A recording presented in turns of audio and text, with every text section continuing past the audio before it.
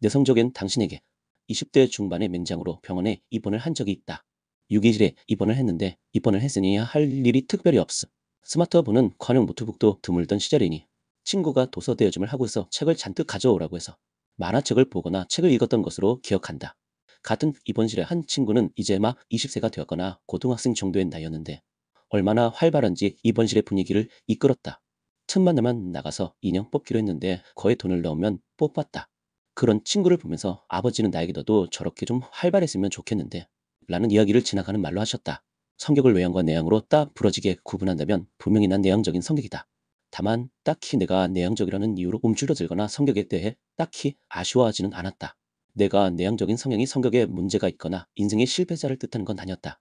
여러모로 살펴봐도 외향적인 면보다는 내향적인 면이 컸다. 무조건 사람을 외향과 내향으로 이분법적인 구분에 거부는 한다. 내향적이지만 적극적으로 참여할 때도 있고 사람들 앞에 나서서 이야기도 했다. 심지어 대학교 때에는 첫 만남인 오리엔테이션에서 과대표로 나가 레크리에이션 사회도 보고 그로 인해 과대표를 하라는 제안도 받았고 엄청나게 잘 논다는 이야기도 들었다. 내성적인 사람들도 이 사회의 구성원이고 각자 맡은 바 소임을 충실히 하고 있는데 제대로 조명을 받지 못할 뿐이다. 자신의 자녀가 활발하고 적극적이라 무엇을 하든 꼬리보다는 머리가 되기를 부모들은 원한다. 모든 아이들이 다 그럴 수 없다는 것도 부모들은 인식하고 있다. 그런 면에서 활발하지 않고 적극적이지 못한 자녀를 아쉬워한다. 외향 성격인 아이를 부러워하며 자녀를 변화시키는 걸 결국에는 포기하고 많은 일이 비일비재하다. 처음 만나는 사람들과 낯을 가리는 스타일이지만 1대1로 만나 이야기할 때는 그렇지 않다. 사람들 앞에서 강의도 하는 것을 보면 내 성격이 꼭 내향적이라고 할 수만은 없다. 사람들 앞에 서는 것이 부담스러워도 마다하거나 두려워하지는 않는다. 불특정 다수가 모이며 누구랑 이야기를 해야 할지도 어색하고 모르는 사람들이 잔뜩 있어 참여를 하지 않는 편이다. 반면에 내가 주최하는 소규모 모임은 부담도 없이 적극적으로 이야기한다. 내 성격이 꼭 내향적이라고 규정할 수 없다는 판단도 든다. 모든 것을 다 떠나서 내 성격을 인정하고 받아들이고 장점, 단점을 취하며 살고 있다. 가끔 잘 모르는 사람을 만나게 될 때 저 사람은 나랑 맞지 않겠다 라는 선입견을 가질 때가 있다. 그런 경우 100% 외향적인 사람이 많은 듯하다. 모임에서 시종일관 떠들고 웃고 목소리가 쩌렁쩌렁하고 에너지가 넘치는 사람들이다. 그 사람이 성공하고 대단한 사람일지라도 어딘지 나랑은 안 맞겠다는 생각을 나도 모르게 하게 되는데 다 이유가 있었다. MBTI라는 것을 하게 되면 미국은 50%나 3분의 2가 외향적으로 나오고 우리나라 사람들은 3분의 2 이상이 I로 시작하는 내향적인 성질로 나온다. 그만큼 동양 사람들은 대체적으로 내향적인 인자를 갖고 있다. 외향적인 인간이 넘쳐나는 미국인 관점에서 볼 때 너무 내향적인 인간은 사회나구자로 보일 수 있다. 미국에서는 토의 시간에 조용히 자신의 주장도 이야기하지 않고 사람들과의 만남에서 이야기를 하지 않으면 왕따를 당한다고 한다.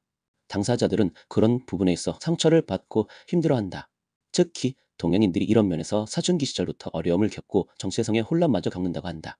이런 이유로 본인은 내향적이지만 외향적인 연기를 하는 사람들이 꽤 많다고 한다.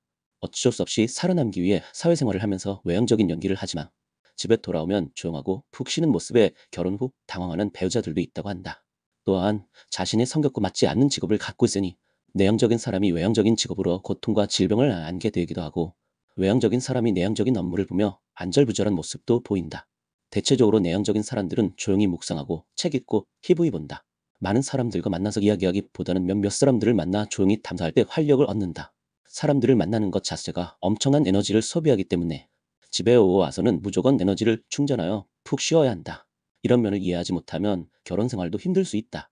특히 서로 정반대의 성향을 갖고 있는 부부일수록 그렇다고 정반대의 성향이 친해질 수 없다는 뜻은 아니다. 오히려 자신이 갖지 못하고 있는 성질을 서로 보완하면서 더 이상적인 팀이 될 수 있다. 리더는 카리스마가 넘치고 정열적으로 사원들을 독려하고 이끌어야 한다는 선입견을 갖고 있지만 오히려 그런 사장보다 조용히 내향적인 사장들이 회사를 더 크고 멋지게 키우는 경우도 많다. 외향적인 사장이 나를 따르라는 스타일이며 내향적인 사장은 너를 믿음아 스타일이라. 꼭 외향적인 스타일이 사장으로서 적합한 성질이 아니라 기업의 업무에 따라 맞는 사장 스타일이 있다. 실질적으로 외향적인 사장보다는 내향적인 사장들이 더 많은 경우라 한다. 드러나지 않고 그들이 어쩔 수 없이 속이고 있어 그렇다. 내향적인 사람들에게 외향적인 사람들을 위한 방법은 맞지 않는다. 남들 앞에서 자신 있게 본인 이야기하며 성공할 수 있다고 외친다. 뜨거운 불 위를 걸어가며 세상에 나갈 수 있다는 자신감을 고취하는 일련의 독려 방법이 결국 내향적인 사람에게는 전혀 맞지 않는 일이다. 유행에 따라 할 필요는 없지 않을까. 우리는 마시멜로의 이야기를 알고 있다. 참을성 있는 아이가 성공한다는 이야기다. 이것도 책을 읽으면서 든 생각이 혹시나 마시멜로를 먹지 않고 참은 아이들은 내향적인 아이들이고 머구나 아이들은 외형적인 아이들이 아닐까 하는 의문이 들었다. 만약 그렇다면 그 실험은 다시 재고를 해야 하지 않을까 하는 생각이 들었다. 참을성의 문제가 아니라 인간 성질에 대한 이야기가 된다. 대체적으로 외형적인 인물들이 즉흥적으로 보이면 하는 스타일이고, 내향적인 인물들이 즉시하지 않고 한 번 더 생각하는 스타일이다. 이걸 참을성 있는 아이들은 꼭 성공한다는 전제로 갈 수는 없지 않을까 싶다. 그렇게 보면 외향적인 사람들은 대체적으로 성공하기 힘들다는 뜻이 돼요. 우리가 알고 있는 기존 통념과는 완전히 반대되는 상황이 생긴다. 우리는 외향적인 기질에 적극적으로 임하는 사람들이 성공한다는 신화 속에 살고 있는데 말이다. 외향적인 사람과 내향적인 사람은 각자 자신의 고유한 성질이 있기에 이걸 잘 조절해야 한다. 내향적인 사람들은 참을성 있게 인내를 갖고 성공을 한다는 기존의 개념에 부합한다. 반면에 적극적으로 도전하는 외향적인 사람들이 성공한다는 이야기도 존재한다. 조건을 비슷하게 하면서 실험을 해보면 변별성이 덜하다는 이야기도 있다. 자신의 성격을 얼마나 잘 파악하고 인정해서 활용하는 애가 오히려 관건으로 보인다. 꼭 적극적으로 나서서 일을 하거나 인내를 갖는 것이 중요한 것이 아니라, 영업조직은 개방적인 공간에서 업무를 처리하도록 하는데 꼭 그렇지도 않다. 특정 조직에서는 오히려 칸막이를 치며 개별성을 강화할 때 효율성이 높아지고 뛰어난 실적을 발휘한 경우로 많다. 상당히 인상 깊었던 것은 성공한 선수나 지도자를 볼 때 어떤 경우에는 성공하고 어떤 경우에는 실패하는지 의문이었다. 어떤 선수는 지도자가 강하게 압박을 해서 성공했다고 하지만, 어떤 선수는 지도자가 믿고 기다려줘서 성공을 했다고 한다. 외향적인 성격의 사람들은 윽박 지르고 자극을 주며 넌 할 수 있다라는 용기를 심어주는 게 좋다.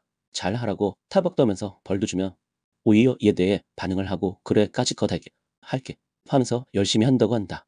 반면에 내향적인 사람에게 이 방법은 역효과가 난다. 최대한 기다리면서 잘한다고 칭찬을 하고 다독여줄 때 비로소 자신의 능력을 발휘한다. 이런 것도 모르고 지도자들이나 관리자들이 무조건 윽박을 지르면 실패를 할 수밖에 없다. 각 개인의 성질에 따라 코칭을 달리해야만 그 사람의 잠재력을 끌어낼 수 있다. 본인 스스로 자신의 성질에 따라 잠재력과 능력을 끌어내기 위해 어떤 선택을 해야 하는지를 올바르게 판단해야 한다. 그 후에 맞는 노력을 해야만 사회에서 말하는 성공을 할 수 있다. 예전에 윽박 지르고 욕하면서 나를 자극하는 관리자에게 오히려 반감만 생기고 더 안 하려고 했던 것을 보면 자신이 했던 방법이 무조건 맞는 것이 아니다. 자신이 질투하는 대상이 바로 본인이 해야 할 일이라고 말한다. 누구나 사람들을 만나고 이야기하고 책을 읽을 때 질투하며 부러워하는 부분이 있다. 반드시 많은 돈이나 좋은 차를 타거나 멋진 집에서 사는 것은 아니다. 높은 투자 수익률을 자랑하는 것도 아니다. 외형적인 성격이 옳고 내형적인 성격은 틀리다는 잘못되었다. 타고난 성격을 인정하고 발전시키면 된다.